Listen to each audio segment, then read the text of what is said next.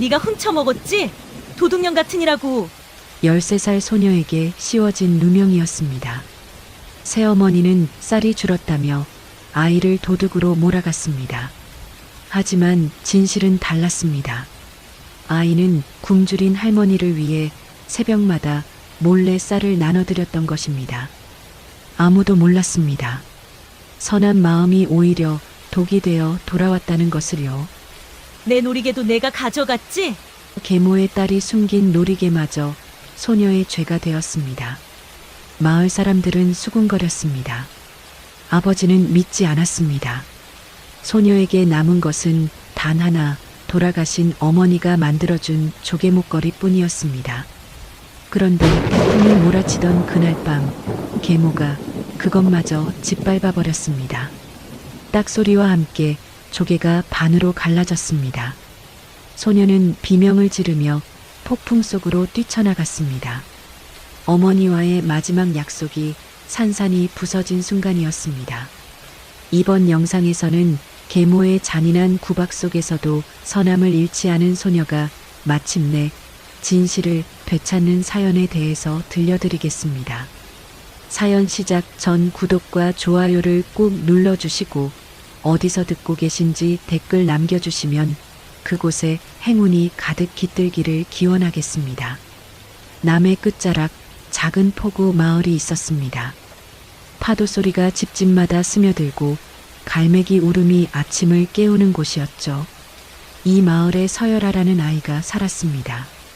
13살 아직 어린 나이였지만 열아의 눈빛은 또래보다 깊었습니다. 5해 전 어머니를 잃었기 때문입니다. 열아의 아버지 서진애는 뱃사람이었습니다. 포구의 선주 밑에서 그물을 당기고 노를 젓는 일을 했죠. 바다가 잔잔한 날이면 며칠씩 집을 비웠고 풍랑이 심한 날이면 한 달도 돌아오지 못할 때가 있었습니다. 그럴 때면 열아는 혼자였습니다. 아침이면 부엌에서 죽을 끓였습니다. 아버지가 남기고 간 쌀로 묽은 죽을 만들어 한 그릇 먹고 나머지는 장독대 옆 항아리에 담아두었죠. 아버지가 돌아올 때를 위해서였습니다. 설거지를 하고 마당을 쓸고 빨랫감을 우물가에 들고 나갔습니다. 우물은 마을 한가운데 있었습니다. 아낙네들이 모여 빨래를 하고 이야기꽃을 피우는 곳이었죠. 열아가 빨랫감을 풀어놓으면 옆집 복덕네 아주머니가 말을 걸곤 했습니다. 열아야, 혼자 잘 지내니? 열아는 고개를 끄덕였습니다. 말을 많이 하는 편이 아니었습니다. 어머니가 돌아가신 뒤로 말수가 줄었다고 사람들은 말했죠. 하지만 열아는 불편하지 않았습니다. 말하지 않아도 괜찮은 사람들이 있었고 무엇보다 바다가 있었으니까요. 빨래를 마치고 집으로 돌아오는 길, 열아는 언제나 포구 쪽으로 돌아갔습니다. 배들이 줄지어 매여 있는 나무 선창을 지나 모래가 섞인 갯벌까지 걸어가곤 했죠. 그곳에 앉아 파도를 바라보는 것이 열아의 하루 중 가장 평온한 시간이었습니다. 파도는 규칙적으로 밀려왔다 물러갔습니다. 쉬지 않고 멈추지 않고 똑같은 리듬으로 반복되었죠. 열아는 그 소리를 들으며 생각했습니다. 어머니도 이 파도 소리를 들으셨을까? 지금은 어디에 계실까? 하늘에서 나를 보고 계실까? 열아의 손이 목으로 올라갔습니다. 목에는 낡은 끈에 매달린 조개 2개가 걸려 있었습니다. 작은 조개 껍데기였죠. 하나는 열아 것, 하나는 어머니 것이었습니다. 그날이 떠올랐습니다. 늦여름이었습니다. 해가 기울어가는 저녁, 어머니와 단둘이 바닷가를 걸었죠. 어머니는 이미 많이 아프셨습니다. 기침이 잦았고 걸음이 느렸습니다. 그래도 열아의 손을 꼭 잡고 모래밭을 걸으셨죠. 열아야, 조개를 찾아보자. 어머니가 말씀하셨습니다. 열아는 고개를 끄덕이고 모래밭을 뒤졌습니다. 작고 예쁜 조개를 찾고 싶었죠. 한참을 찾다가 비슷한 모양의 조개 2개를 발견했습니다. 크기도 비슷하고 색깔도 비슷했습니다. 어머니, 이거요. 열아가 조개를 들고 달려갔습니다. 어머니는 열아의 손에서 조개를 받아들고 미소 지으셨죠. 이건 내 거, 이건 내 거란다. 어머니가 말씀하셨습니다. 그리고 품속에서 가는 명주실을 꺼내셨습니다. 바늘로 조개의 작은 구멍을 뚫고 실을 꿰셨죠. 손끝이 떨렸지만 어머니는 끝까지 하셨습니다. 열아야. 어머니가 열아의 목에 조개 목걸이를 걸어주셨습니다. 우리 떨어져 있어도 다시 만날 수 있단다. 바다는 다 알고 있어. 파도가 밀려왔다 물러가듯 사람도 다시 만나게 되어 있어. 어머니의 목소리는 따뜻했습니다. 하지만 열아는 알았습니다. 어머니가 오래 함께하지 못하실 거라는 걸요. 그래서 더 꼭 안겼습니다. 어머니의 품은 따뜻했고 바닷바람은 부드러웠습니다. 그날 밤 어머니는 또 기침을 하셨습니다. 그리고 석 달 뒤 세상을 떠나셨습니다. 열아는 그날 이후로 목걸이를 한 번도 벗지 않았습니다. 씻을 때도 잘 때도 언제나 목에 걸고 있었죠. 목걸이를 만지면 어머니의 손길이 느껴지는 것 같았습니다. 열아야. 누군가 열아를 불렀습니다. 고개를 들어보니 우물가에서 만났던 할머니가 서 계셨습니다. 청송이라고 불리는 해녀였죠. 이른을 넘긴 나이였지만 허리는 고닫고 목소리는 힘이 있었습니다. 혼자 또 왔구나. 청송이 열아 옆에 앉았습니다. 말은 없었습니다. 그저 파도를 바라볼 뿐이었죠. 열아도 말하지 않았습니다. 청송 할머니는 말을 하지 않아도 괜찮은 사람이었으니까요. 한참을 그렇게 앉아 있다가 청송이 손을 뻗었습니다. 열아의 머리를 쓰다듬었습니다. 거칠지만 따뜻한 손이었죠. 바다는 다 기억한단다. 청송이 말했습니다. 내 어미도 내 마음도 다 알고 있어. 열아는 고개를 끄덕였습니다. 눈가가 뜨거워졌지만 울지 않았습니다. 청송은 더 이상 말하지 않고 천천히 일어섰습니다. 그리고 포구 쪽으로 걸어갔죠. 열아는 다시 혼자가 되었습니다. 하지만 이상하게 외롭지 않았습니다. 청송 할머니의 손길이 아직 머리에 남아 있었고 파도 소리는 여전히 규칙적으로 들려왔으니까요. 해가 기울고 있었습니다. 열아는 천천히 일어나 집으로 향했습니다. 오늘도 아버지는 돌아오지 않았습니다. 내일도 아마 그럴 것이었죠. 하지만 괜찮았습니다. 아버지는 언젠가 돌아올 것이고 그때까지 열아는 혼자서도 잘 지낼 수 있었으니까요. 저녁을 지어 먹고 설거지를 하고 마당에 물을 뿌렸습니다. 그리고 방에 들어가 이불을 폈습니다. 누우면서 열아는 목걸이를 손으로 감쌌습니다. 조개 2개가 손 안에 들어왔습니다. 어머니, 작게 속삭였습니다. 오늘도 잘 지냈어요. 대답은 없었습니다. 하지만 괜찮았습니다. 어머니는 들으실 테니까요. 바다가 다 기억하니까요. 열아는 눈을 감았습니다. 파도 소리가 멀리서 들려왔습니다. 잔잔하고 평온한 소리였죠. 열아는 그 소리를 들으며 잠이 들었습니다. 그렇게 하루가 지나갔습니다. 내일도 아마 비슷한 하루가 이어질 것입니다. 혼자 밥을 먹고 빨래를 하고 바다를 바라보는 날들이 계속될 것이었죠. 하지만 열아는 알지 못했습니다. 며칠 뒤 아버지가 낯선 사람을 데리고 돌아올 것이라는 걸요. 그리고 그 낯선 사람이 열아의 삶을 완전히 바꿔놓을 것이라는 걸요. 열아는 아직 모르고 있었습니다. 폭풍이 다가오고 있다는 것을. 열흘이 지났습니다. 어느 날 아침 폭우에 배가 들어왔습니다. 서진애가 돌아온 것이었죠. 열아는 멀리서 아버지의 모습을 보고 달려갔습니다. 아버지는 언제나처럼 그물 냄새를 풍기며 웃고 계셨습니다. 잘 있었느냐? 예, 아바님. 열아는 고개를 끄덕였습니다. 아버지는 열아의 머리를 한번 쓰다듬고는 짐을 들어 집으로 향했습니다. 그런데 이상했습니다. 아버지 뒤에 낯선 사람이 따라오고 있었죠. 여자였습니다. 35쯤 되어 보이는 여자였습니다. 한복은 깨끗했고 머리는 단정하게 빗어 올렸습니다. 그리고 그 옆에는 16쯤 되어 보이는 처녀가 서 있었죠. 열아는 멈춰 섰습니다. 열아야. 아버지가 열아를 불렀습니다. 인사드려라. 이분이 이제 내 어머니가 되실 분이시다. 열아의 가슴이 철렁 내려앉았습니다. 어머니? 아버지가 다시 장가를 드신다는 말씀이었습니다. 열아는 입술을 깨물었습니다. 말이 나오지 않았죠. 봉씨라고 하신다. 인사드려라. 아버지의 목소리가 다시 들렸습니다. 열아는 천천히 고개를 숙였습니다. 인사드립니다. 목소리가 떨렸습니다. 봉씨는 열아를 위아래로 훑어보았습니다. 차가운 시선이었죠. 그리고 입을 열었습니다. 키가 작구나. 나이에 비해 왜소하네. 첫마디였습니다. 열아는 고개를 들지 못했습니다. 봉씨는 열아를 지나쳐 집 안으로 들어갔습니다.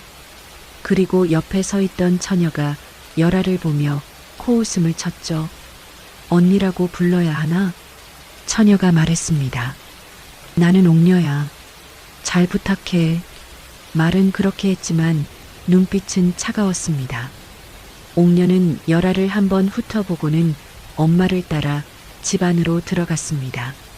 열아는 그 자리에 서 있었습니다. 아버지는 이미 집 안으로 들어가셨고 마당에는 열아만 남았습니다. 가슴이 답답했습니다. 숨이 막히는 것 같았죠. 열아는 천천히 집 안으로 들어갔습니다. 마루에는 이미 봉씨와 옥녀가 앉아 있었습니다. 아버지도 옆에 앉아 계셨죠. 세 사람이 무언가 이야기를 나누고 있었습니다. 이 집이 생각보다 좁네요. 봉씨가 말했습니다. 하지만 정리하면 쓸만하겠어요. 마당도 있고. 그렇습니다. 정리를 해야지요. 아버지가 대답했습니다. 열아는 부엌 쪽으로 갔습니다. 저녁을 준비해야 했습니다. 언제나 그랬듯이 죽을 끓이려고 쌀독을 열었죠. 그런데 봉씨의 목소리가 들렸습니다. 아이야. 열아가 돌아보았습니다. 죽은 안 돼. 오늘은 제대로 된 밥을 지어야지. 봉씨가 말했습니다. 쌀을 아껴야 한다고 죽만 끓여 먹었다는 게 말이 되니? 제대로 밥을 해라. 열아는 고개를 끄덕였습니다. 쌀을 덮어서 밥을 지었습니다. 그리고 장독대에서 장을 꺼내 국을 끓였습니다. 1시간쯤 지나서 밥상이 차려졌습니다. 봉씨와 옥녀 그리고 아버지의 상을 들고 마루로 갔습니다. 3개의 상을 놓았습니다. 그리고 열아는 자기 상을 가지러 부엌으로 갔죠. 그런데 봉씨의 목소리가 들렸습니다. 아이 상은 여기다. 열아가 돌아보았습니다. 봉씨가 마루 끝자락을 가리키고 있었습니다. 마루에서 한참 떨어진 곳이었죠. 세 사람이 앉은 곳에서 멀리 떨어진 구석이었습니다. 거기 앉아서 먹어라. 봉씨가 말했습니다. 열아는 상을 들고 그곳으로 갔습니다. 상을 놓고 앉았습니다. 마루 끝자락은 차가웠습니다. 그리고 열아의 상에는 밥이 적었습니다.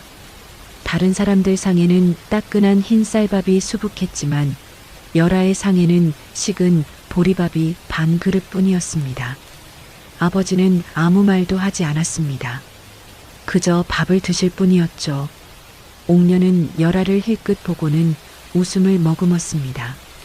봉씨는 국을 떠먹으며 말했습니다. 이 집은 내가 맡겠어요. 살림은 여자가 해야 제대로 돌아가는 법이니까. 그렇게 하시오. 아버지가 대답했습니다. 열아는 밥을 입에 넣었습니다. 삼키기가 힘들었습니다. 목이 메었죠. 하지만 울지 않았습니다. 그저 고개를 숙이고 밥을 먹었습니다. 밥을 다 먹고 설거지를 했습니다. 설거지를 마치고 마루에 올라가려는데 봉씨가 불렀습니다. 아이야, 이리 와봐. 열아가 다가갔습니다. 봉씨는 방 안을 가리켰습니다. 내 방은 저기야. 작은 방으로 들어가. 작은 방은 집 뒤편에 있는 좁은 공간이었습니다. 원래는 곡식을 보관하던 곳이었죠. 열아가 지금까지 쓰던 방은 마루 옆 큰 방이었습니다. 큰 방은 나와 옥녀가 쓸 거야. 내 아버지는 사랑방에서 주무시고, 봉씨가 말했습니다. 열아는 대답하지 못했습니다. 그저 고개를 끄덕이고 작은 방으로 갔습니다. 방문을 열자 곡식 냄새가 났습니다. 좁았고 어두웠습니다. 창도 작아서 빛이 잘 들어오지 않았죠. 열아는 이불을 펴고 누웠습니다. 천장을 바라보았습니다. 눈물이 났지만 참았습니다. 손이 목으로 갔습니다. 조개 목걸이를 쥐었죠. 어머니, 작게 속삭였습니다. 대답은 없었습니다. 밤이 깊어갔습니다. 다음 날 아침 열아는 일찍 일어났습니다. 언제나처럼 부엌으로 가서 불을 피우려 했습니다. 그런데 봉씨가 이미 부엌에 서 있었습니다. 일어났구나. 봉씨가 말했습니다. 이제부터 내가 할 일을 정해줄게. 아침에 일어나면 마당을 쓸고 물을 길어와. 그리고 빨래감을 우물가에 가지고 가서 빨아오고, 점심 전에는 장독대를 닦고 저녁에는 밥을 지어. 알겠지? 열아는 고개를 끄덕였습니다. 대답을 해야지. 봉씨의 목소리가 차가워졌습니다. 예. 열아가 대답했습니다. 봉씨는 만족한 듯 고개를 끄덕이고 방으로 들어갔습니다. 열아는 빗자루를 들고 마당으로 나갔습니다. 마당을 쓸면서 열아는 생각했습니다. 이제 모든 게 바뀔 것입니다. 아버지는 봉씨 편이 될 것이고 열아는 혼자가 될 것입니다. 아니, 이미 혼자였죠. 마당을 다 쓸고 물을 기르러 우물로 갔습니다. 복덕네 아주머니가 우물가에 있었습니다. 열아를 보고 눈이 휘둥그레졌죠. 열아야, 내 아버지가 장가를 들었다며? 열아는 고개를 끄덕였습니다. 어머, 그럼 이제 새어머니가 생긴 거네. 괜찮겠니? 복덕네는 걱정스러운 눈으로 열아를 바라보았습니다. 열아는 아무 말도 하지 않았습니다. 그저 물동이에 물을 가득 채워 집으로 돌아갔습니다. 집에 돌아오니 옥녀가 마루에 앉아 있었습니다. 손에는 새 놀이개를 들고 있었습니다. 비단으로 만든 예쁜 놀이개였죠. 옥녀는 그것을 이리저리 돌려보며 흐뭇한 표정을 짓고 있었습니다. 이거 예쁘지? 옥녀가 열아에게 물었습니다. 열아는 대답하지 않았습니다. 내 친정 이모가 사주셨어. 비싼 거야. 옥녀가 자랑했습니다. 열아는 부엌으로 가서 물동이를 내려놓았습니다. 그리고 빨래감을 들고 다시 우물가로 갔습니다. 빨래를 하고 돌아와서 장독대를 닦고 저녁을 준비했습니다. 하루가 그렇게 지나갔습니다. 저녁 밥상을 차렸습니다. 역시나 열아의 상은 따로였습니다. 마루 끝자락 차가운 곳이었죠. 밥도 적었고 반찬도 시원찮았습니다. 아버지는 여전히 아무 말도 하지 않았습니다. 열아는 밥을 먹으며 생각했습니다. 아버지는 왜 아무 말도 하지 않으실까? 왜 그저 보고만 계실까? 하지만 묻지 않았습니다. 물어봐야 대답이 없을 것을 알았으니까요. 밤이 되었습니다. 열아는 작은 방으로 들어가 이불을 폈습니다. 목걸이를 꼭 쥐었습니다. 어머니, 저는 괜찮아요. 작게 속삭였습니다. 이것만 있으면 괜찮아요. 조개 2개가 손 안에서 따뜻해졌습니다. 열아는 눈을 감았습니다. 내일도 오늘과 같을 것입니다. 모레도 그 다음 날도 마찬가지일 것입니다. 하지만 열아는 견딜 것입니다. 어머니가 함께 계시니까요. 조개목걸이가 있으니까요. 보름이 지났습니다. 봉씨가 집안을 완전히 장악했습니다. 아침이면 열아를 깨워 일을 시켰고 저녁이면 잔소리를 늘어놓았죠. 열아는 묵묵히 따랐습니다. 어느 날 아침 봉씨가 장독대 뒤로 갔습니다. 손에는 보자기에 싼 무언가가 들려 있었습니다. 열아는 마당을 쓸면서 그 모습을 보았죠. 봉씨는 장독대 뒤편 나무 상자 속에 보자기를 숨겼습니다. 이건 손님 오시면 내놓을 거야. 봉씨가 혼잣말을 했습니다. 열아는 고개를 돌렸습니다. 하지만 곧 냄새가 풍겨왔습니다. 비린내였죠. 말린 생선 냄새였습니다. 열아는 빗자루를 쥔 손에 힘이 들어갔습니다. 말린 생선. 열아는 그 냄새를 기억했습니다. 어머니가 살아계실 때 가끔 장에서 사오시던 것이었죠. 고소하고 짭조름한 맛이 났었습니다. 하지만 이제는 먹을 수 없었습니다. 손님용이라고 했습니다. 열아를 위한 것이 아니었죠. 하루 종일 그 냄새가 집안에 퍼졌습니다. 점심을 먹을 때도, 빨래를 할 때도, 마루를 닦을 때도 그 냄새가 따라다녔습니다. 열아는 배가 고팠습니다. 아침에 먹은 죽 한 그릇이 전부였죠. 저녁이 되었습니다. 밥상을 차렸습니다.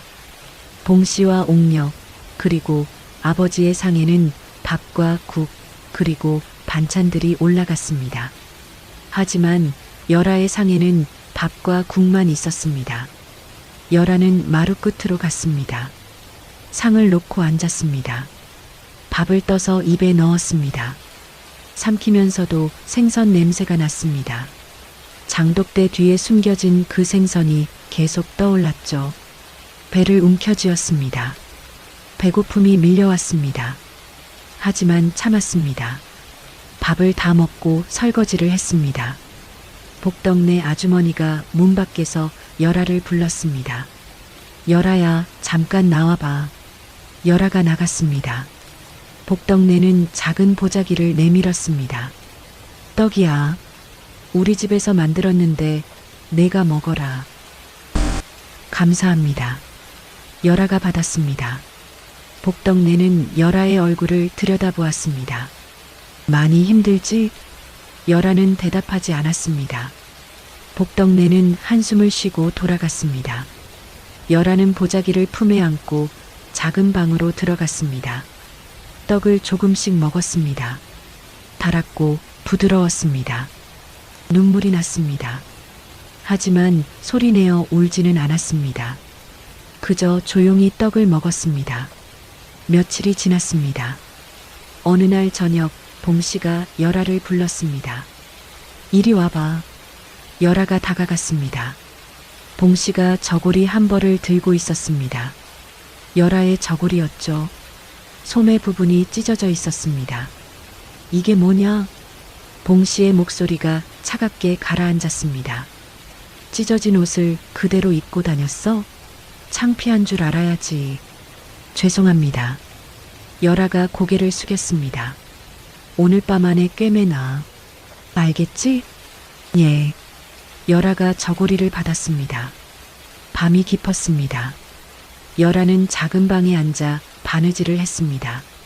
촛불이 없었습니다. 봉씨가 초는 아껴 써야 한다며 주지 않았죠. 달빛만이 창문 틈으로 들어왔습니다. 열아는 그 희미한 빛을 의지해 바늘을 들었습니다. 바늘기에 실을 꿰려 했지만 잘 보이지 않았습니다. 손이 떨렸죠. 한 번, 두 번, 세 번. 실이 겨우 들어갔습니다. 바느질을 시작했습니다. 한 땀 한 땀 꿰맸습니다. 손끝이 아팠습니다. 바늘에 찔려 피가 났지만 멈추지 않았습니다. 마당 쪽에서 인기척이 들렸습니다. 열아는 고개를 들지 않았습니다. 누군가 서 있는 것 같았지만 확인하지 않았죠. 계속 바느질을 했습니다. 그 누군가는 한참을 서 있었습니다. 그리고 천천히 발을 돌렸습니다. 사랑방 쪽으로 걸어가는 발소리가 들렸습니다. 아버지였습니다. 아버지는 열아가 바느질하는 모습을 보았습니다. 달빛 아래 혼자서 바늘을 들고 있는 딸의 모습을 보았죠. 하지만 아무 말도 하지 않았습니다. 그저 방으로 들어가셨습니다. 열아는 입술을 깨물었습니다. 아버지가 보셨습니다. 분명히 보셨습니다. 하지만 아무 말도 하지 않으셨습니다. 열아는 계속 바느질을 했습니다. 1시간쯤 지나서 바느질이 끝났습니다. 저고리를 펼쳐보았습니다. 삐뚤빼뚤했지만 찢어진 곳은 막혔습니다. 저고리를 접어두고 이불을 폈습니다. 누우면서 목걸이를 만졌습니다. 조개 2개가 손 안에 들어왔습니다. 어머니, 저는 괜찮아요. 속삭였습니다. 이것만 있으면 견딜 수 있어요. 조개는 차가웠습니다. 하지만 꼭 쥐고 있으니 점점 따뜻해졌습니다. 다음 날 아침 열아는 일찍 일어났습니다. 우물로 가서 물을 길었습니다. 우물가에는 청송이 있었습니다. 왔구나. 청송이 말했습니다. 열아는 고개를 숙여 인사했습니다. 청송은 열아의 얼굴을 들여다보았습니다. 살이 빠졌네. 열아는 대답하지 않았습니다. 청송은 물동이에 물을 퍼주었습니다. 그리고 조용히 말했습니다. 힘들지? 열아는 고개를 저었습니다. 아니에요. 그래. 청송은 더 이상 묻지 않았습니다. 하지만 열아의 손등을 한번 쓰다듬었습니다. 거칠지만 따뜻한 손이었죠. 바다는 다 알고 있단다. 청송이 말했습니다. 내가 어떻게 지내는지, 내 마음이 어떤지 다 알고 있어. 열아의 눈가가 뜨거워졌습니다. 하지만 울지 않았습니다. 그저 고개를 끄덕였습니다. 제가 잘못한 게 아니에요, 그렇죠? 열아가 물었습니다. 목소리가 떨렸습니다. 잘못한 거 하나도 없어. 청송이 단호하게 말했습니다. 내가 착하고 순해서 그런 거야. 그건 내 잘못이 아니란다. 열아는 고개를 끄덕였습니다. 청송은 열아의 어깨를 한번 두드리고 우물가를 떠났습니다. 열아는 물동이를 들고 집으로 돌아갔습니다. 마음이 조금 가벼워졌습니다. 청송 할머니의 말 때문이었습니다. 잘못한 게 없다고 했습니다. 착해서 그런 거라고 했습니다. 열아는 그 말을 가슴에 새겼습니다. 집에 돌아와 물동이를 내려놓았습니다. 부엌으로 가서 아침을 준비했습니다. 봉씨와 옥녀가 일어나 밥을 먹었습니다. 열아는 역시나 마루 끝에서 먹었습니다. 밥을 먹으면서 열아는 생각했습니다. 언젠가는 이 날들이 끝날 것입니다. 언젠가는 따뜻한 밥을 먹을 날이 올 것입니다. 그날까지 견디면 됩니다. 어머니가 함께 계시니까요. 열아는 밥을 다 먹고 설거지를 했습니다. 그리고 마당으로 나가 빨래를 했습니다. 하늘은 맑았습니다. 바람이 불어왔습니다. 바다에서 불어오는 바람이었죠. 열아는 잠시 빨래 손을 멈추고 바람을 맞았습니다. 바다 냄새가 났습니다. 파도 소리가 들리는 것 같았습니다. 열아는 미소를 지었습니다. 작은 미소였지만 진심이 담긴 미소였습니다. 아직은 괜찮았습니다. 조금 더 견딜 수 있었습니다. 한 달이 흘렀습니다. 어느 날 새벽 열아는 일찍 눈을 떴습니다. 아직 동이 트기 전이었죠. 열아는 조용히 일어나 부엌으로 갔습니다. 쌀독이 있었습니다. 열아는 잠시 망설였습니다. 그리고 쌀독 뚜껑을 열었습니다. 쌀이 반쯤 차 있었습니다. 열아는 작은 바가지로 쌀을 한 줌 퍼냈습니다. 많지 않았습니다. 손바닥에 올려놓으니 겨우 한 줌이었죠. 열아는 그것을 작은 보자기에 싸서 품 안에 넣었습니다. 집을 나섰습니다. 마을은 아직 잠들어 있었습니다. 골목길을 따라 걸었습니다. 집들을 지나 골목 끝까지 갔죠. 거기 작은 오막살이가 있었습니다. 김할머니 댁이었습니다. 70이 넘은 할머니가 혼자 사시는 곳이었죠. 할머니는 다리가 불편해서 거동을 잘 못하셨습니다. 열하는 문 앞에 보자기를 내려놓았습니다. 그리고 조용히 돌아섰습니다. 문을 두드리지 않았습니다.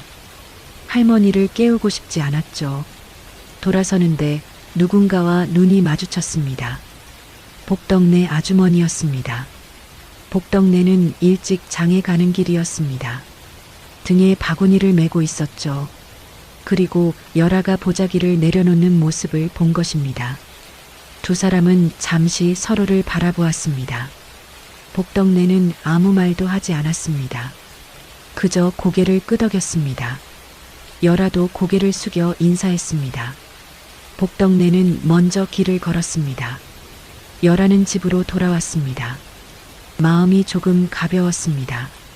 김할머니께서 쌀을 발견하시면 기뻐하실 것입니다.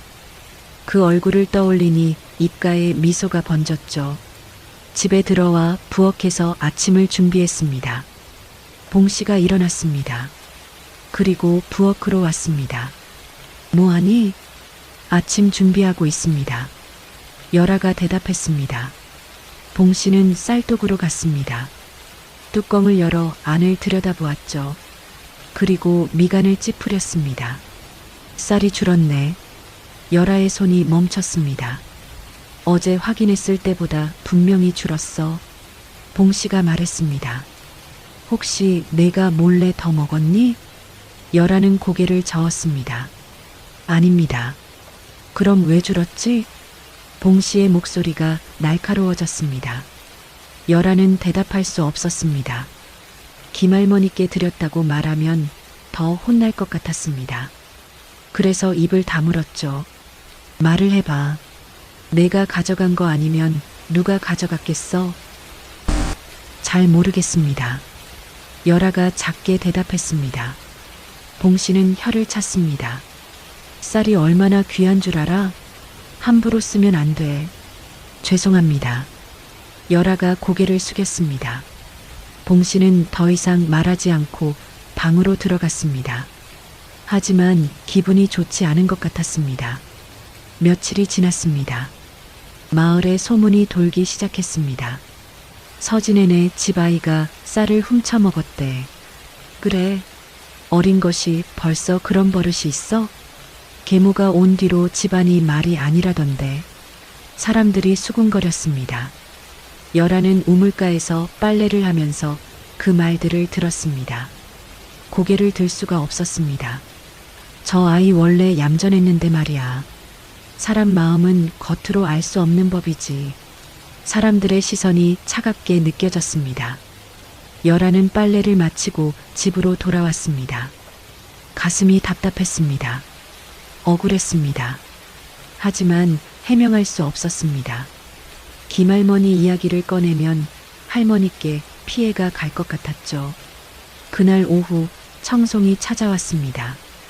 열아야, 잠깐 나와봐. 열아가 나갔습니다.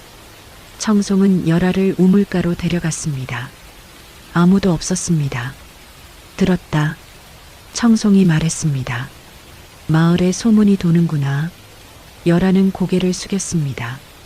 내가 한 거 아니지? 청송이 물었습니다. 열아는 고개를 저으려다가 멈췄습니다. 그리고 작게 말했습니다. 가져가긴 했어요. 어디에? 김할머니 댁에. 열아가 속삭였습니다. 할머니께서 아프시고 먹을 게 없으신 것 같아서요. 그래서 쌀을 조금 드렸어요. 청송은 한참 열아를 바라보았습니다. 그리고 천천히 고개를 끄덕였습니다. 착한 아이로구나. 청송이 말했습니다. 내 마음을 안다. 그런데 왜 말하지 않았니? 말하면 할머니께 피해가 갈 것 같았어요. 그리고 어머님께서 더 화내실 것 같았어요. 열아의 목소리가 떨렸습니다. 청송은 열아의 어깨를 잡았습니다. 열아야. 예. 내가 잘못한 게 아니야. 어려운 사람을 돕는 건 좋은 일이야. 하지만 사람들이 뭐라고 하든 내가 한 일은 옳은 일이야. 청송의 목소리가 단호했습니다. 내 마음을 지켜라. 남들이 뭐라 해도 내가 옳다고 생각하는 걸 해라. 열아의 눈에 눈물이 맺혔습니다. 하지만 너무 힘들어요. 안다. 청송이 열아를 끌어안았습니다. 다 안다. 내가 얼마나 힘든지. 하지만 견뎌라. 지금은 힘들어도 언젠가는 밝은 날이 온단다. 열아는 청송의 품에서 조용히 울었습니다. 소리내어 울지는 않았습니다. 그저 눈물이 흘렀습니다. 청송은 열아의 등을 천천히 두드렸습니다. 울어도 돼. 혼자 참지 마. 청송이 속삭였습니다. 한참을 그렇게 있다가 열아는 눈물을 닦았습니다. 청송은 열아의 얼굴을 들여다보았습니다. 이제 괜찮니?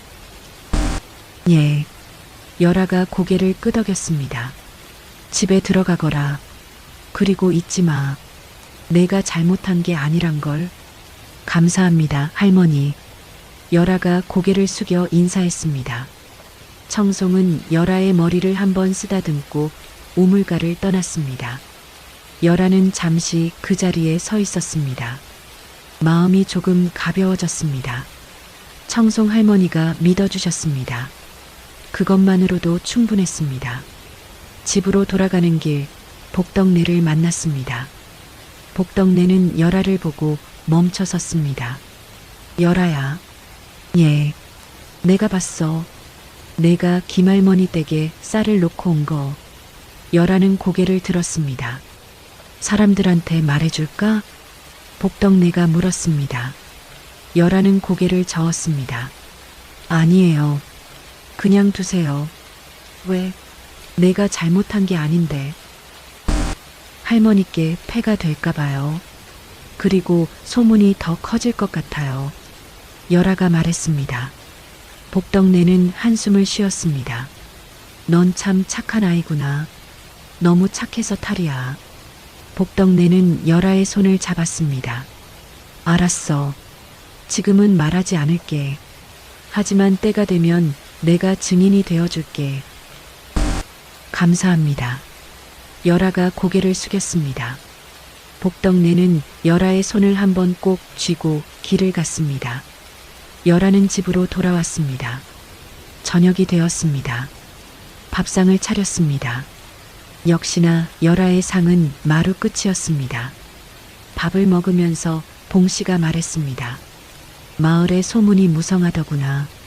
아버지가 고개를 들었습니다. 무슨 소문입니까? 아이가 쌀을 훔쳐 먹었다는 소문이요. 봉씨가 말했습니다. 아버지는 열아를 바라보았습니다.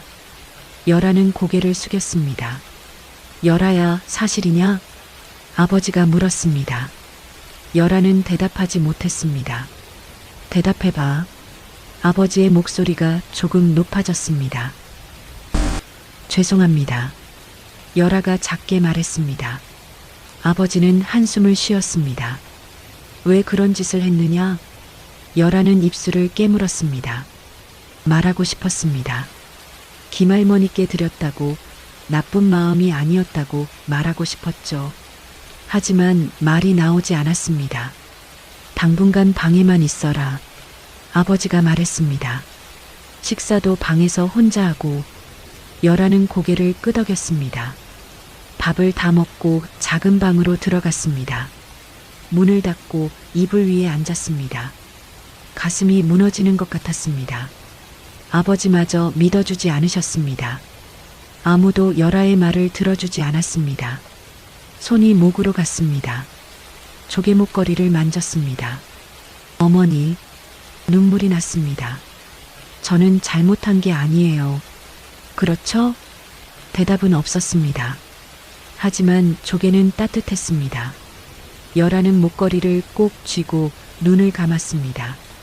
청송 할머니의 말이 떠올랐습니다. 내가 잘못한 게 아니야. 복덕네 아주머니의 말도 떠올랐습니다. 때가 되면 내가 증인이 되어줄게. 열아는 천천히 숨을 내쉬었습니다. 아직 끝이 아니었습니다. 언젠가는 진실이 밝혀질 것입니다. 그날까지 견디면 됩니다. 열흘이 더 지났습니다. 장마철이 가까워졌습니다. 하늘에는 먹구름이 자주 끼었고 바람도 거세졌죠. 열아는 여전히 작은 방에서 지냈습니다. 아침이 되었습니다. 열아는 일어나 부엌으로 갔습니다. 봉씨가 이미 부엌에 서 있었습니다.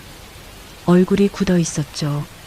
어머님, 열아가 조심스럽게 불렀습니다. 봉씨는 돌아보지 않았습니다. 그저 말했습니다. 마루로 나와라. 열아는 마루로 갔습니다. 봉씨가 따라 나왔습니다. 그리고 옥녀도 방에서 나왔습니다. 세 사람이 마루에 섰습니다. 내 놀이개가 없어졌다. 봉씨가 말했습니다. 열아는 고개를 들었습니다. 어제까지 분명히 장롱 안에 있었는데 오늘 아침에 보니 없더구나. 봉씨의 목소리가 차갑게 가라앉았습니다. 혹시 내가 가져갔니? 아닙니다. 열아가 고개를 저었습니다. 그럼 누가 가져갔겠니? 이 집에 너 말고 누가 있어? 저는 가져가지 않았습니다. 열아가 다시 말했습니다. 봉씨는 열아를 뚫어지게 바라보았습니다. 쌀 사건에 이어 이제 놀이개까지 내가 그런 버릇이 있는 줄 몰랐구나. 정말 아닙니다. 열아의 목소리가 떨렸습니다. 옥녀가 곁에서 말했습니다. 엄마, 저번에도 그랬잖아요. 저 아이가 우리 물건 탐내는 거 봤어요. 뭘 탐냈니? 봉씨가 옥녀를 보았습니다. 제 놀이개요. 제가 마루에서 구경하고 있을 때 저 아이가 계속 쳐다봤어요. 옥녀가 열아를 가리키며 말했습니다. 열아는 고개를 저었습니다. 그런 적 없습니다. 거짓말하지 마. 옥녀의 목소리가 날카로워졌습니다. 내가 분명히 봤어. 내 눈빛에 욕심이 가득했어. 열아는 입을 다물었습니다. 변명해봤자 소용없을 것 같았습니다. 이미 봉씨와 옥녀는 열아를 의심하고 있었으니까요. 방을 수색하겠다. 봉씨가 말했습니다. 내 방부터 뒤져보겠어. 열아는 따라갈 수밖에 없었습니다. 작은 방으로 갔습니다. 봉씨는 이불을 들추고 장롱을 열어보고 구석구석을 뒤졌습니다. 하지만 놀이개는 없었습니다. 여기는 없네. 봉씨가 말했습니다. 하지만 내가 어딘가에 숨겼을 거야. 정말 아닙니다. 열아가 애원하듯 말했습니다. 봉씨는 더 이상 듣지 않고 밖으로 나갔습니다. 열아도 따라 나갔죠. 마을 사람들이 모여 있었습니다. 소문이 퍼진 것입니다. 서진애네 집에서 또 도둑질이 일어났다는 소문이었죠. 저번엔 쌀이더니 이번엔 놀이개래. 저 아이가 그랬다는 거야? 계모가 온 뒤로 집안이 영말이 아니지. 사람들이 수군거렸습니다. 열아는 고개를 들 수가 없었습니다. 가슴이 무너지는 것 같았습니다. 그때 청송이 나타났습니다. 무슨 일이요? 청송이 물었습니다. 놀이개가 없어졌답니다. 마을 사람 하나가 대답했습니다. 그래서 저 아이를 의심하는 거요. 청송은 열아를 보았습니다. 그리고 봉씨를 보았습니다. 증거가 있소? 청송이 물었습니다. 증거요? 봉씨가 되물었습니다. 그래요. 아이가 가져갔다는 증거 말이요. 집에 우리 셋뿐인데 누가 가져갔겠어요? 봉씨가 말했습니다. 그건 증거가 아니요. 청송이 단호하게 말했습니다. 저 아이는 그런 짓 안 해요. 내가 장담하오. 할머니는 뭘 안다고 그러세요? 옥녀가 끼어들었습니다. 우리 집 일인데. 알지. 저 아이가 어떤 아인지 내가 더 잘 알아. 청송이 옥녀를 바라보았습니다. 저 아이는 착해요. 남의 것 탐내지 않아요. 옥녀는 입술을 삐죽였습니다. 사람들이 웅성거렸습니다. 청송의 말에 수긍하는 사람도 있었고 여전히 의심하는 사람도 있었죠. 그럼 놀이개는 어디 갔겠어요? 봉씨가 물었습니다. 그건 나도 모르오. 하지만 저 아이가 한 건 아니오. 청송이 말했습니다. 봉 씨는 더 이상 말하지 않았습니다. 사람들도 하나둘 흩어졌습니다. 열아는 청송을 보았습니다. 청송은 열아에게 고개를 끄덕였습니다. 열아는 눈시울이 뜨거워졌습니다. 청송은 열아의 편을 들어주었습니다. 마을 사람들 앞에서 당당하게 열아를 믿는다고 말해주었죠. 저녁이 되었습니다. 하늘이 어두워졌습니다. 구름이 더욱 짙게 깔렸습니다. 바람도 세졌습니다. 열아는 작은 방에 앉아 있었습니다. 마음이 무거웠습니다.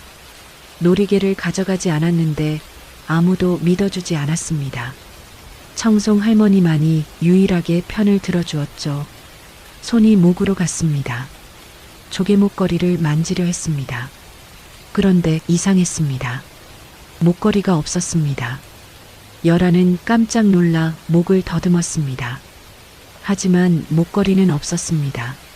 어머니, 열아는 서둘러 이불을 뒤졌습니다. 목걸이가 떨어졌을지도 모른다고 생각했습니다. 이불을 들추고 방 구석구석을 뒤졌습니다. 하지만 목걸이는 없었습니다. 열아의 가슴이 철렁 내려앉았습니다. 목걸이는 언제나 목에 걸고 있었습니다. 한 번도 벗은 적이 없었죠. 그런데 지금 없었습니다. 어떡하지? 열아는 다시 방을 뒤졌습니다.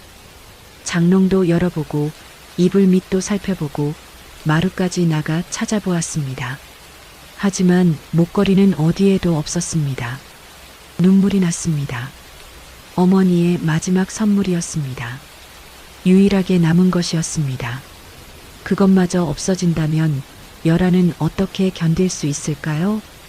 열아는 마루에 주저앉았습니다. 눈물이 뺨을 타고 흘렀습니다. 소리내어 울지는 않았지만 눈물은 멈출 수 없었습니다. 그때 봉 씨가 나왔습니다. 왜 그러니? 열아는 대답하지 못했습니다. 울고 있구나. 놀이개 때문이니? 열아는 고개를 저었습니다. 그럼 뭐 때문이니? 목걸이가 없어졌어요. 열아가 작게 말했습니다. 목걸이?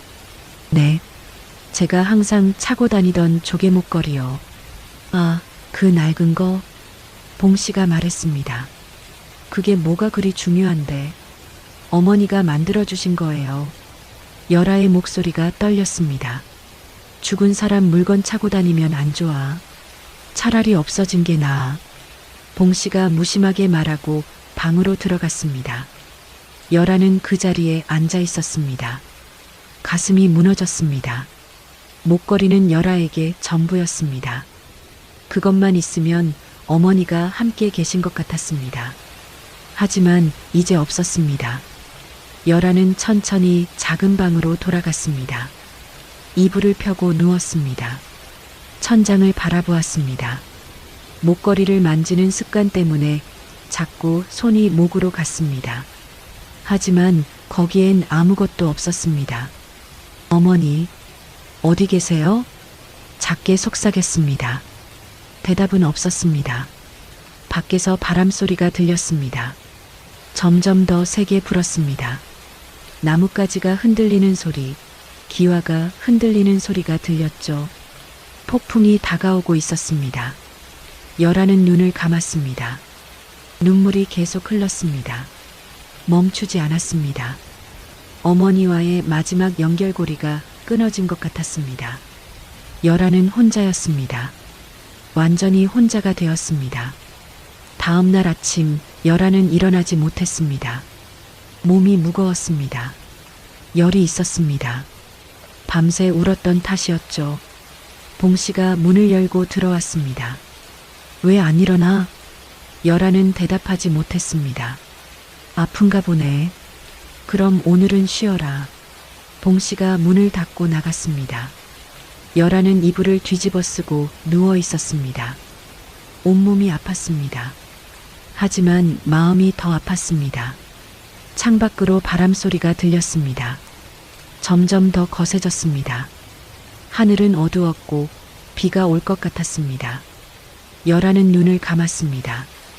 이대로 잠들면 꿈에서 어머니를 만날 수 있을까요? 그 생각을 하며 열아는 깊은 잠에 빠져들었습니다. 폭풍은 다가오고 있었습니다. 그리고 그 폭풍 속에서 모든 것이 드러날 것입니다. 그날 저녁 폭풍이 왔습니다. 비가 쏟아지기 시작했습니다. 처음엔 잔잔하더니 점점 세졌습니다. 바람도 거세게 불었죠. 나뭇가지가 부러지는 소리, 기와가 날아가는 소리가 들렸습니다. 열아는 작은 방에 누워 있었습니다. 열이 내리지 않았습니다. 온몸이 아팠습니다. 하지만 그것보다 마음이 더 아팠죠. 목걸이가 없었습니다. 어머니와의 마지막 연결이 끊어진 것 같았습니다. 밖에서 소리가 들렸습니다. 지붕이세요. 봉 씨의 목소리였습니다. 물이 들어와요. 열아는 일어나려 했지만 몸이 말을 듣지 않았습니다. 그저 누워서 천장을 바라볼 뿐이었습니다. 발소리가 들렸습니다. 방문이 열렸습니다. 봉 씨가 들어왔습니다. 일어나지도 못하는 거야? 봉 씨가 말했습니다. 이 난리에 누워만 있으면 어떡해. 열아는 대답하지 못했습니다. 봉 씨는 혀를 차고 나갔습니다. 열아는 다시 눈을 감았습니다. 폭풍은 점점 더 거세졌습니다. 천둥이 쳤습니다. 번개가 번쩍였습니다. 집이 흔들리는 것 같았습니다. 그때 또 다른 소리가 들렸습니다. 내가 숨긴 거 아니야? 봉 씨의 목소리였습니다. 내가 숨겼다니 무슨 말씀이세요? 옥녀의 목소리가 들렸습니다. 내 놀이개 말이야. 내가 가져간 거 아니냐고. 제가요? 왜 제가 엄마 놀이개를 가져가요? 두 사람이 다투고 있었습니다. 열아는 귀를 기울였습니다. 내 방을 한번 뒤져봐야겠어. 싫어요. 옥녀의 목소리가 날카로워졌습니다. 제 방은 못 들어와요. 내가 숨긴 게 있으니까 그러는 거지. 둘의 목소리가 점점 커졌습니다. 열아는 일어나려고 했습니다. 하지만 몸이 움직이지 않았습니다. 그저 소리만 들을 뿐이었죠. 아무것도 안 숨겼어요. 옥녀가 소리쳤습니다. 그럼 왜 이렇게 버티는 거야? 제 방은 제 공간이에요. 열아는 고개를 돌렸습니다. 방문 틈으로 마루가 보였습니다. 봉 씨와 옥녀가 서로 마주보고 있었죠. 그때 바람이 세게 불었습니다. 문이 활짝 열렸습니다. 비바람이 마루로 들이쳤습니다. 문 좀 닫아. 봉 씨가 소리쳤습니다. 옥녀가 문으로 달려갔습니다. 하지만 바람이 너무 세서 문이 닫히지 않았습니다. 그때 봉 씨가 열아의 방으로 왔습니다. 너 일어나서 좀 도와. 열아는 일어나려 했습니다. 비틀거리며 일어났습니다. 마루로 나갔습니다. 옥녀가 문을 붙잡고 있었습니다. 열아도 옆으로 가서 문을 밀었습니다. 그때 봉 씨가 열아를 보았습니다. 목을 보았습니다. 내 목에 뭐가 있었지? 봉 씨가 물었습니다. 열아는 고개를 숙였습니다. 조개 목걸이요. 그래, 그거. 그게 어디 갔어? 없어졌어요. 없어졌다고? 봉 씨가 다가왔습니다. 언제? 어제부터요. 어디서 잃어버렸는데? 모르겠어요. 방 안에서 찾아봤는데 없었어요. 봉 씨는 열아를 뚫어지게 바라보았습니다. 혹시 내가 어딘가에 숨긴 거 아니야? 열아는 고개를 저었습니다. 아닙니다. 그 낡은 것을 왜 숨겨? 혹시 그걸 팔려고 했니? 아닙니다. 열아의 목소리가 커졌습니다. 처음으로 목소리를 높인 것이었습니다. 봉 씨는 놀란 듯 열아를 보았습니다. 감히 나한테 소리를 질러? 봉 씨의 손이 열아의 저고리를 잡았습니다. 내가 숨긴 거 맞지? 어디 뒀어? 안 숨겼어요. 열아가 소리쳤습니다. 정말 없어졌어요. 봉 씨는 열아를 잡아당겼습니다. 그때 저고리 끈이 끊어졌습니다. 무언가 바닥으로 떨어졌습니다. 조개 2개였습니다. 열아의 조개 목걸이였습니다. 저고리 안쪽에 숨겨져 있었던 것입니다. 이게 뭐야? 봉씨가 바닥을 보았습니다. 열아는 재빨리 몸을 굽혔습니다. 조개를 집으려 했습니다. 하지만 봉씨가 먼저 발을 내디뎠습니다. 발 뒤꿈치가 조개 하나를 밟았습니다. 딱 소리가 났습니다. 조개 껍데기가 반으로 갈라졌습니다. 안 돼. 열아가 비명을 질렀습니다. 손을 뻗어 조개를 집었습니다. 두 조각으로 갈라진 조개였습니다. 어머니, 열아의 눈에서 눈물이 쏟아졌습니다. 봉씨는 그 모습을 보고 뒤로 물러섰습니다. 그게 그렇게 중요한 거였어? 열아는 대답하지 않았습니다. 그저 조개 조각을 손에 쥐고 울었습니다. 어머니와의 마지막 약속이 깨졌습니다. 다시 만난다는 약속이 사라졌습니다. 어머니, 어머니, 열아는 조개를 꼭 쥐고 일어났습니다. 비틀거리며 문 쪽으로 갔습니다. 어디가? 봉씨가 물었습니다. 열아는 대답하지 않았습니다. 문을 열고 밖으로 나갔습니다. 비가 쏟아졌습니다. 바람이 거세게 불었습니다. 돌아와. 봉씨가 소리쳤습니다.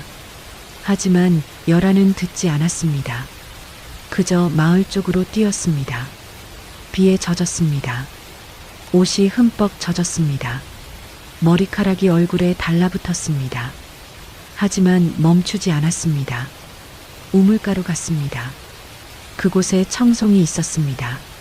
청송은 우물을 지키고 있었습니다.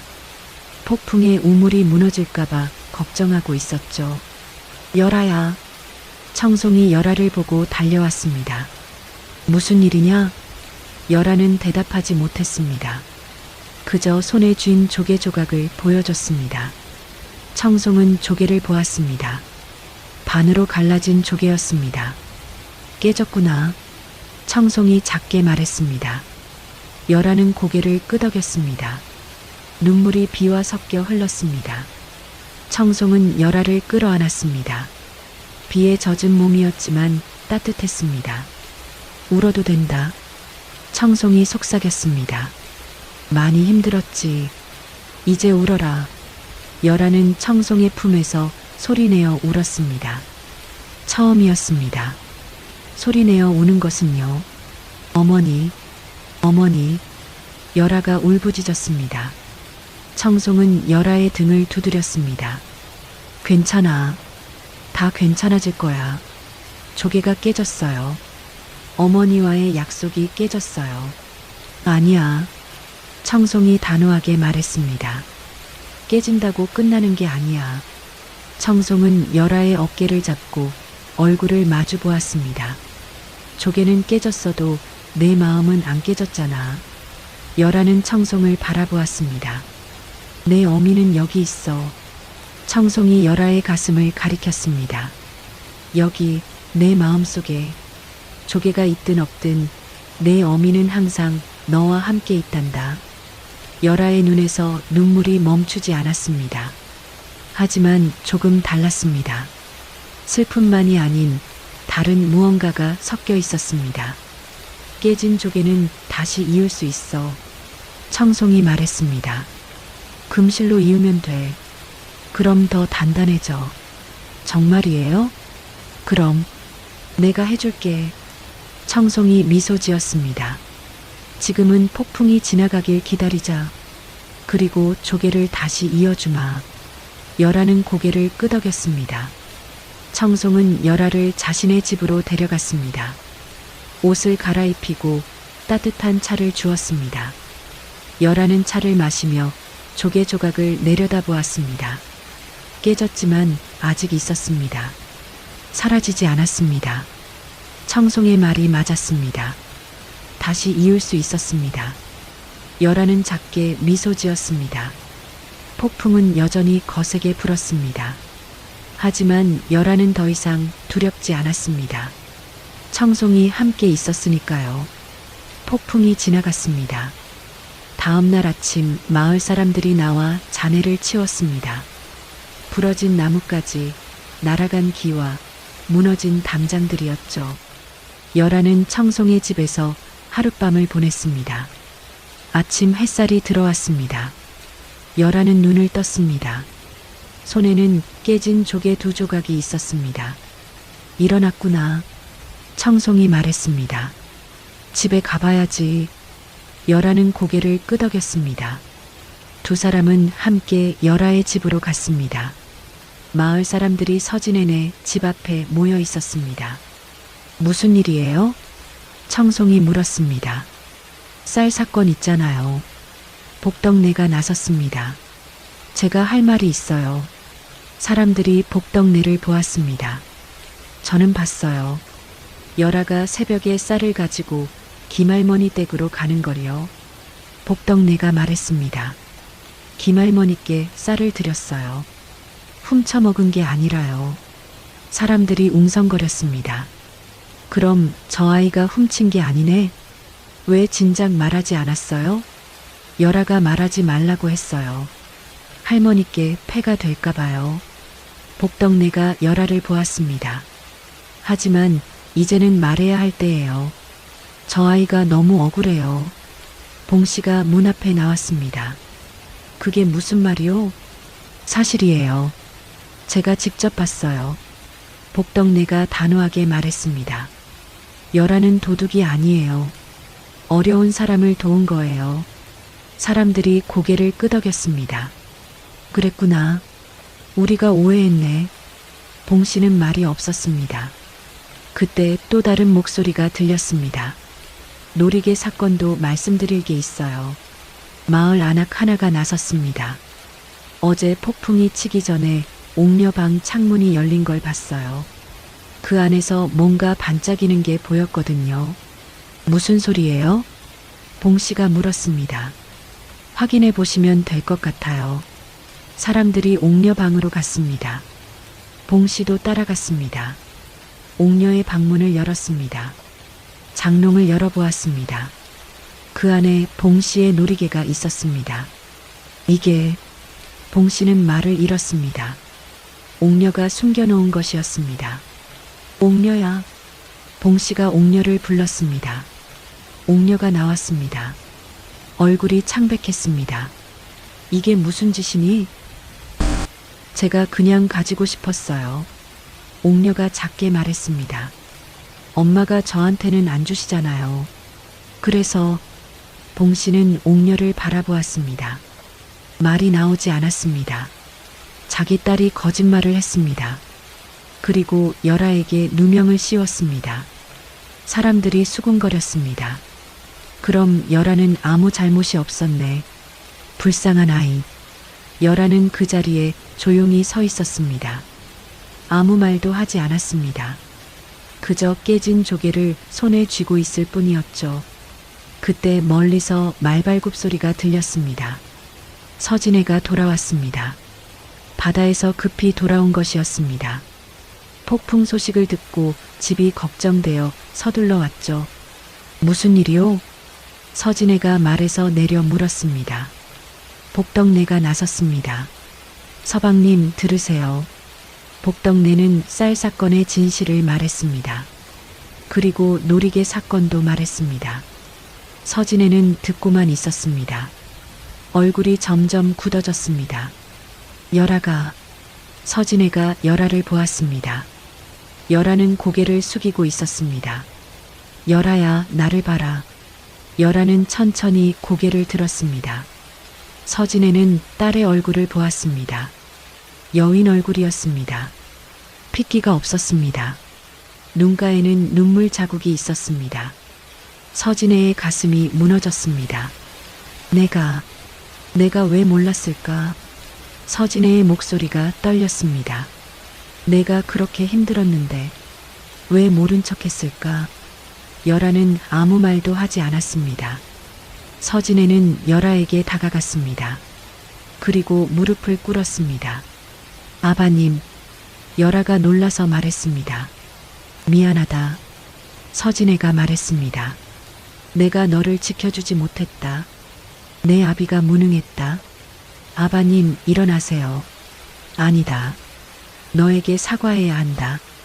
서진애의 눈에서 눈물이 흘렀습니다. 나는 너를 믿지 않았다. 내 말을 듣지 않았다. 그저 모른 척했다. 열아의 눈에도 눈물이 고였습니다.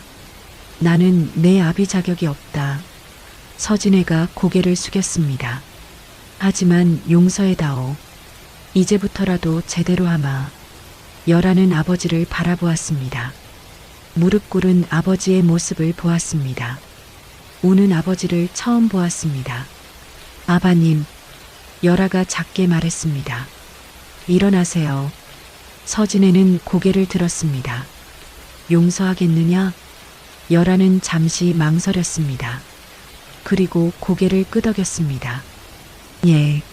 서진애는 열아를 끌어안았습니다. 고맙다. 고맙다. 서진애가 속삭였습니다. 열아는 아버지의 품에 안겼습니다. 따뜻했습니다. 오랜만에 느끼는 온기였습니다. 손에 쥔 조개가 느껴졌습니다. 깨진 조개였지만 이제는 괜찮았습니다. 아버지가 돌아왔으니까요. 서진애는 열아를 놓고 일어섰습니다. 그리고 봉씨를 보았습니다. 당신은 짐을 싸시오. 서진애가 말했습니다. 뭐라고요?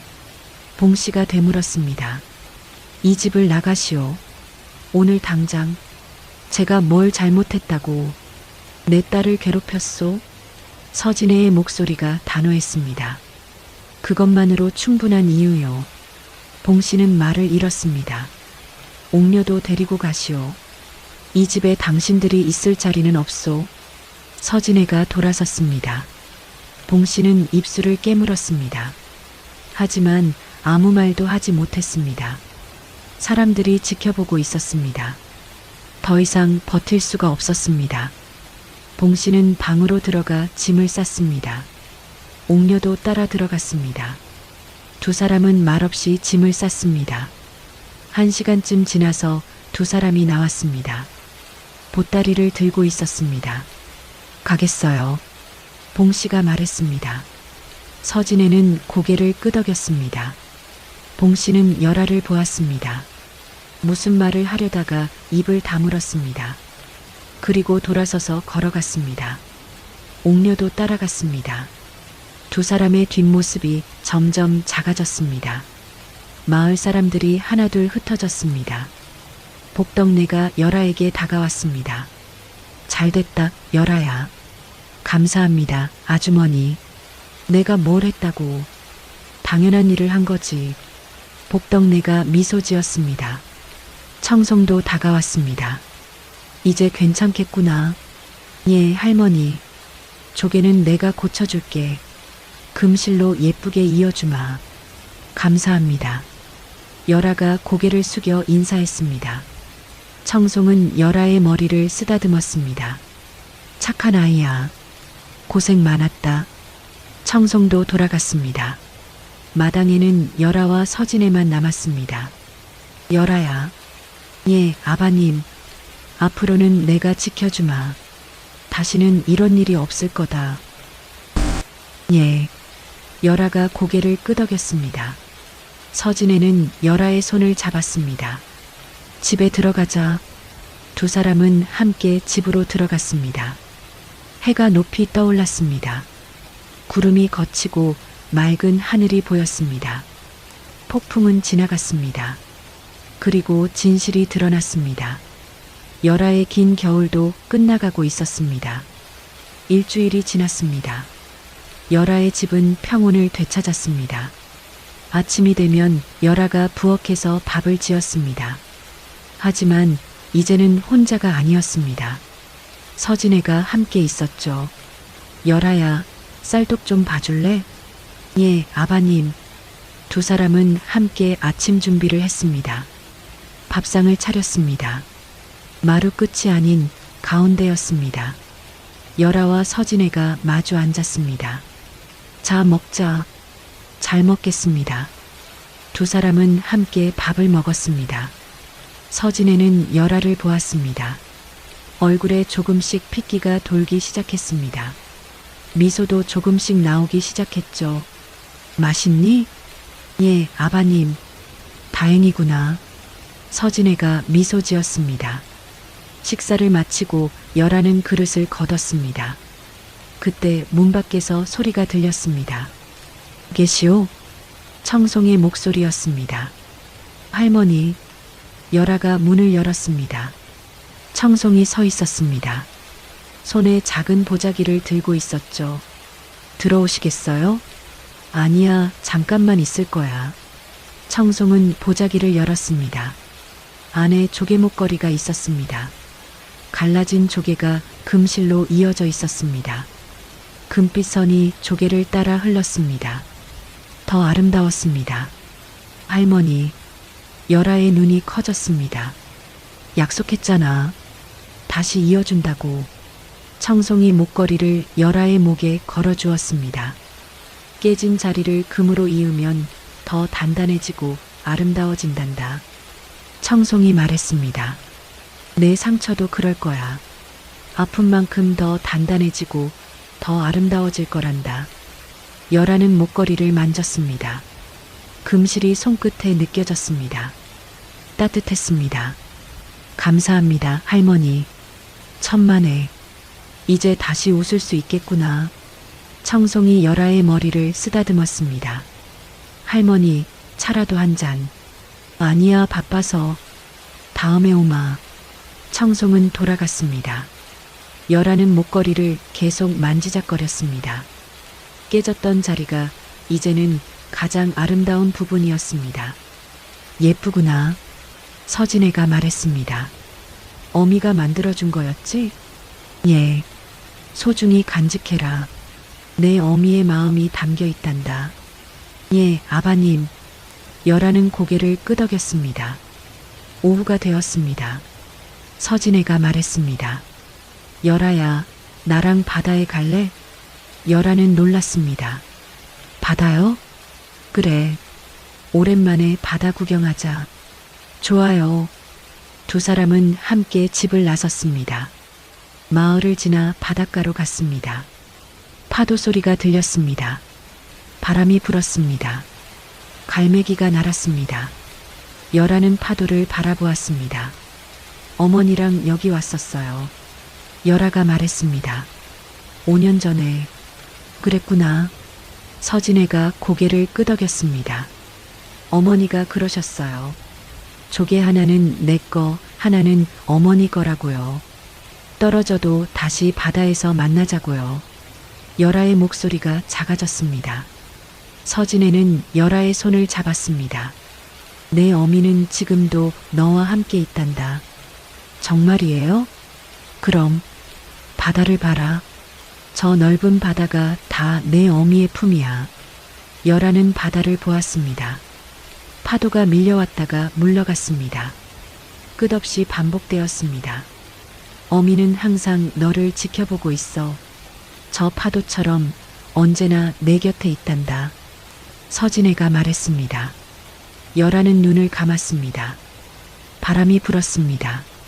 따뜻한 바람이었습니다. 어머니의 손길이 느껴지는 것 같았습니다. 어머니, 열아가 속삭였습니다. 저 잘 지내고 있어요. 이제 괜찮아요. 파도가 대답하듯 밀려왔습니다. 열아는 눈을 떴습니다. 목걸이를 만졌습니다. 금실이 빛났습니다. 아바님, 응? 저 행복해요. 열아가 미소 지었습니다. 서진애도 미소 지었습니다. 나도 행복하구나. 두 사람은 한동안 바다를 바라보았습니다. 해가 서쪽으로 기울었습니다. 하늘이 붉게 물들었습니다. 집에 가자. 예. 두 사람은 손을 잡고 마을로 돌아왔습니다. 집으로 들어갔습니다. 저녁을 준비했습니다. 이번엔 서진애가 도왔습니다. 밥을 짓고 국을 끓이고 나물을 무쳤습니다. 이제 내가 요리도 배워야겠어. 서진애가 말했습니다. 왜요? 너 혼자 다 하게 할 수 없잖아. 아비도 거들어야지. 열아는 웃었습니다. 그럼 제가 가르쳐 드릴게요. 그래, 부탁한다. 두 사람은 함께 웃었습니다. 저녁 밥상을 차렸습니다. 둘이서 마주 앉아 밥을 먹었습니다. 맛있다. 감사합니다, 아바님. 고맙구나, 열아야. 서진애가 말했습니다.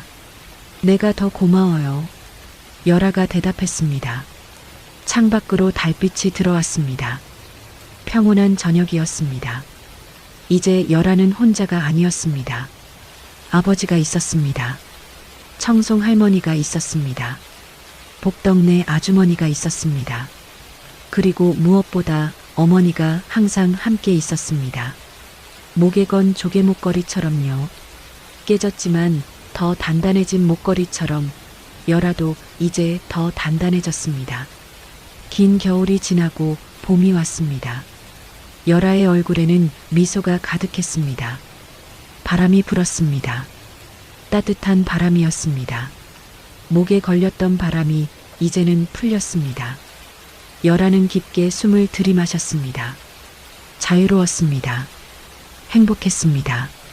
그리고 이제 새로운 내일이 시작되었습니다. 오늘 준비한 이야기는 여기까지입니다. 오늘도 많이 행복하시고 건강한 하루 보내세요. 구독, 좋아요는 사랑입니다.